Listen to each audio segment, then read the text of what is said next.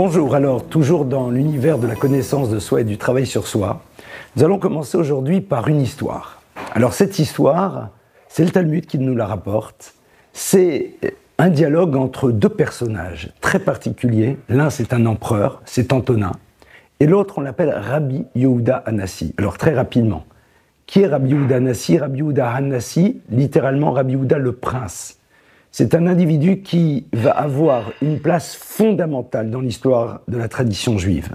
Il est celui qui, en effet, va être le compilateur de la Mishnah, traduction. Vous savez que la Torah, il y a une partie orale et une partie écrite. La partie orale est là pour développer la partie écrite. Mais l'oralité, à un moment, va se perdre. Pourquoi? Complexité de l'exil. Rabbi Yehuda va être celui qui va réussir à récupérer la totalité des enseignements qui ont été donnés de manière orale pour pouvoir les mettre par écrit. Rabbi Yehuda est donc un maître parmi les maîtres et aussi, au passage, un véritable prince. Rabbi Yehuda et Antonin étudient ensemble. Alors, c'est peut-être pas très connu parce que, à cette époque, être empereur et étudier avec un maître de la tradition juive, ça pouvait faire désordre. Mais néanmoins, ils étudient. Et un jour, Antonin pose à Rabbi Yehuda la question suivante.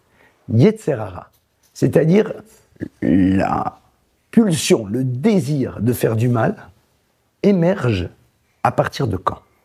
Est-ce que cela serait déjà chez l'enfant lorsqu'il est dans le ventre de sa mère, ou alors au moment de sa naissance? Et Rabbi Yehuda de lui dire, lorsqu'il est dans le ventre de sa mère. Et là, Rabbi Yehuda, qui bien sûr est un vrai élève, donc quelqu'un qui n'a pas peur de poser des questions, il n'est pas là comme une forme de béni, oui, le maître a dit, je me tais. Non, pas du tout, il échange. Il lui dit, mais si c'est comme cela, eh bien, ça ne peut pas fonctionner. Pourquoi?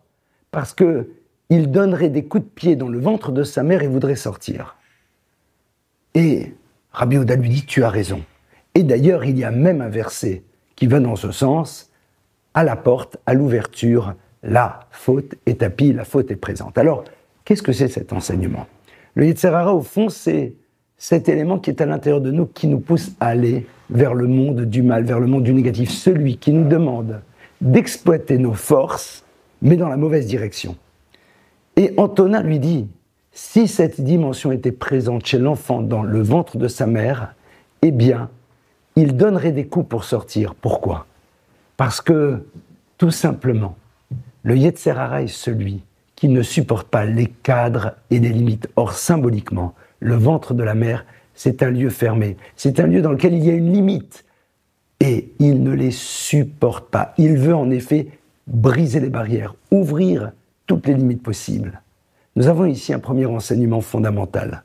Nous possédons toutes et tous, à l'intérieur de nous-mêmes, cette force qui nous pousse à être dans la révolte. Lorsque l'on a posé une règle, nous n'avons pas envie d'être à l'écoute de cette règle. Nous ne voulons pas la respecter parce que l'individu a envie de se sentir libre sans réaliser que ce qu'il croit être liberté, c'est soumission à ce désir qui lui dit « révolte-toi et n'accepte pas d'autre maître que toi-même ».